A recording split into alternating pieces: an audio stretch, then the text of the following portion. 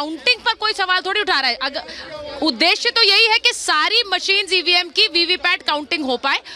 क्या ये सही नहीं है कि चुनाव आयोग ने कहा है कि अभी हमारे पास सब जगह ऐसी मशीन नहीं है जिनमें वीवीपैट काउंटिंग हो पाए, लेकिन सब जगह ईवीएम। देखिए सुचारिता जी, इनकी हालत ऐसी है, अच्छा अच्छा गबगब और कड़वा कड़वा थू थू।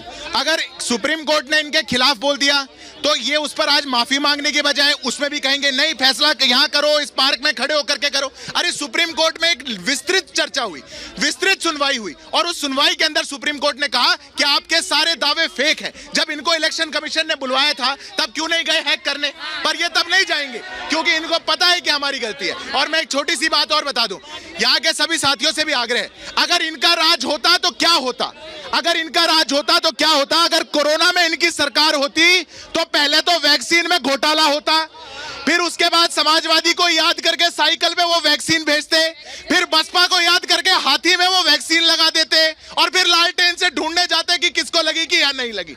ये इनकी सरकार है। जिनकी सरकार ऐसी हो, जिनके काम ऐसे हो, ये देश को बंटाधार करने, ये जो चाहत इनकी हो, अब ये देश नहीं मानने वाला है। इसलिए ईवीएम का बहाना जा चुका, अब मैदान में आइए और जनता के सामने उनके सवालों का जवाब। अच्छा, आप हाथ दे रही हैं, आप हाथ दिखा रही है, लेकिन आप बीजेपी के वो पहन कर आई है तो मैं मान के चलूंगी आप कार्यकर्ता हैं। नहीं, मैं नॉर्मल आदमी। अच्छा, ऐसे अरे मैम डाल सकते हैं, डराइए मत, आप बिल्कुल डाल सकती हैं। बताइए। मैं ये कहना चाहूंगी, अभी उधर से वो बोल रहे थे कि अहंकार है बीजेपी को। मैं ये पूछती हूँ कि किस बात का अहंकार? अहंकार तो इन्हें था क्योंकि इनकी एक मैडम है जो राम सेतु को मानने को तैयार नहीं थी, राम के अस्तित्व को मानने को ये लोग तैयार नहीं थे।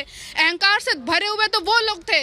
बीजेपी ने, मोदी जी ने, योगी जी ने राम के अस्तित्व को माना, राम मंदिर बनाया, उन्हें अहंकार नहीं था। अहंकार तो आप लोगों को था, आपकी पार्टी को था, क्योंकि आपने अपने आप को भगवान से ऊपर समझ लिया था। और आर्टिकल 370 हटा करके स्थापित करता है। सीए एनआरसी आया, आर्टिकल 370 हटा। जो किसान बिल आया वो भी बहुत अच्छा आया, लेकिन उसे मैनिपुलेट करके इन लोगों ने धरना करा दिया।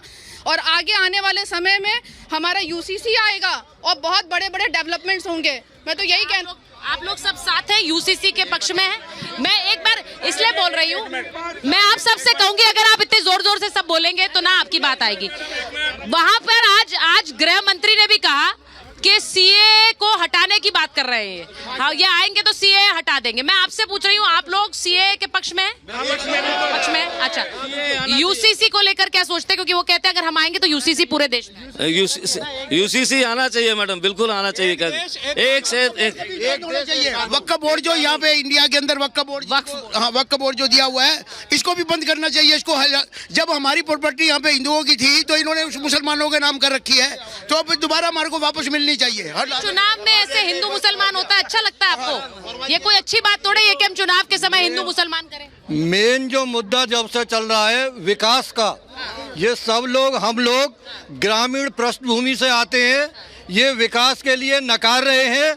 मैं खुर्जा कॉन्स्टिट्यूंसी के आखिरी गांव से आता हूं, सावतगढ़ पहासू के पास से, और मैं अभी गांव होके आया हूं। पूरे गांव में सीसी रोड, पूरे गांव में खिरंजा, और तीसरी बात नल से जल हर घर में नल पहुंच चुका है और पाइप पहुंच चुकी है। ये लोग उसे नकारते हैं।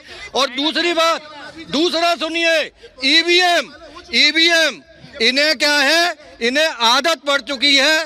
सबसे आसान तरीका था, बैलेट बॉक्स में पड़ाइए और उसका कैप्चर करिए, अपने बैलेट बॉक्स रख दीजिए, काउंटिंग करा दिए। इनकी आदत। अरे देखिए, अब ये एक जो मत है पाशा जी, देखिए पाशा जी, मैं सवाल पहले करूंगी क्योंकि आप पास आने के बाद सवाल सुनते नहीं है। मैं एक सवाल आपसे करूंगी। उन्होंने कहा कि यूपी बिहार में इतिहास रहा और जो पार्टियां बैलेट बॉक्सेस चुरा लेती थी उन्हीं को अब लगता है कि वापस ईवीएम हट जाए और बैलेट बॉक्सेस आ जाए, क्योंकि हम फिर से उन्हें टेम्पर कर सकते हैं। ये सवाल यहाँ जनता से आया है। बिहार में सामाजिक न्याय की आंधी चल रही है।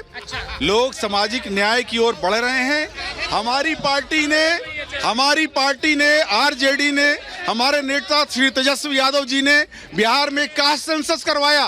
कास्ट सेंसस करवा करके रिजर्वेशन की जो सीमा थी उसको बढ़ाया, दलितों को, आदिवासियों को, पिछड़ों को उनका हक दिलाया। ये आप नहीं देना चाहते। आप नहीं चाहते कि दलित जाए पोलिंग बूथ पे, ये आप लोग थे जो दलितों को, आदिवासियों को पोलिंग बूथ पर जाने से रोकते थे। आज हमारी पार्टी ने, आरजेडी ने, समाजवादी पार्टी ने दलितों को और ओबीसी को आवाज दिया, जबान दी कि आज वो बूथ पर जाकर इलेक्शन कास्ट कर सकते हैं। पहले आप नहीं पहुंचने देते थे उनको। आप ये कह रहे हैं कि कास्ट, अच्छा एक सेकंड, मैं एक चीज कास्ट सेंसस को लेकर, नहीं पहले आप मेरी बात सुनिए। कास्ट सेंसस को लेकर जो बार बार कहा जा रहा है कास्ट सेंसस कराएंगे, मैं लोगों से तो पूछूंगी, लेकिन कास्ट सेंसस से हासिल क्या होगा जब बार बार ये कहा जा रहा है, आप लोग भी कहते हैं, वो भी ये कहते हैं कि आदिवासी, पिछड़े, महिलाएं, युवा, तो फिर सबके लिए तो वही कास्ट है, आपके लिए भी उनके लिए। देखिए, सामाजिक रूप से पिछड़े लोग कितने हैं, जब तक उसकी सही जानकारी नहीं होगी तब तक उनके लिए योजनाएं कैसे बनेंगी, तो इसलिए कास्ट सेंसस की जरूरत है। कास्ट सेंसस की जरूरत है क्या? नहीं, पहले मेरी बात, मैं आप लोगों से पूछ रही हूँ और बहुत जल्दी जल्दी एक जवाब दीजिए। कास्ट सेंसस इस देश में होना चाहिए जो वो बात कह रहे हैं, क्यों नहीं, क्यों? अब ये तो ये बताइए क्या जाति के आधार पे कोई भी जनगणना नहीं होनी चाहिए, बहुत गलत है ये। आप ये बताइए रिजर्वेशन ही क्यों होना चाहिए देश में? सबको समान अधिकार है। आप पढ़िए लिखिए। जिनको मौका नहीं मिला पिछड़े होने की वजह से, उन्हें आगे करने के लिए एक व्यवस्था बनाई गई। ठीक है, ठीक है, मैं आपसे पूछ रही हूँ, कास्ट सेंसस होना चाहिए। जनगणना कराने से नफरत पैदा होगी। लालू के रीजन में अगर कोई आदमी बाजार जाता है तो लौटेगा कि नहीं घर पर, ये पता नहीं है। आप बिहार से हैं? दोनों बांह कटवा के तेजाब के एथी में डाल देता था और आदमी मर जाता था। कब आए आप बिहार से? यहाँ कब आए? 5 बार हमारा बक्सा लूट लिया गया है। बिहार से कब आए? आरा के हम रहने वाले हैं। आरा के रहने वाले हो, कह रहे हैं 5 बार हमारा बक्सा लूट गया, हमें पता है कि बैलेट बॉक्स लूटना क्या होता है। अब ये देखिए, ये कहा जाता है दिल्ली एनसीआर में वैसे भी बहुत से लोग अलग राज्यों से आकर रहने वाले हैं, उन सब ने शायद वो सदा जी एक्सपीरियंस किया है, उससे बोल।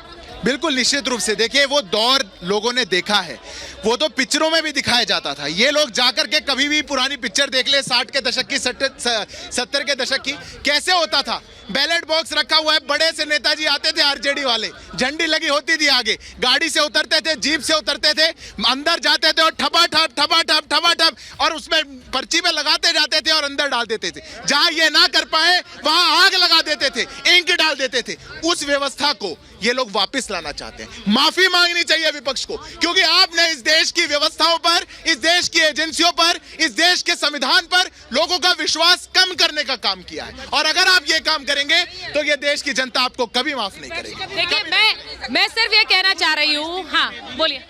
उस परिस्थिति में भी इनकी सरकारें बन रही थी, तो क्या ये भी चोरी करते थे? इस परिस्थिति में आपकी सरकारें भी बन रही हैं, तो यह परिस्थिति अच्छी है, मानिए ना। अरे आपकी सरकार बनती है तब कुछ नहीं, पर अगर बूथ वहां पे लूट लिए जाते थे तो बहुत गड़बड़ होती थी। दिल्ली में जीत गए, कर्नाटक में जीत गए, कुछ नहीं, यहाँ बहुत दिक्कत। देखिए, मैं बस, हाँ जल्दी से जवाब दीजिए भाई, जब आपके मन में चोर नहीं है तो वीवीपैट की गिनती से भाग क्यों रहे हो? वीवीपैट की गिनती से भाग क्यों रहे हो?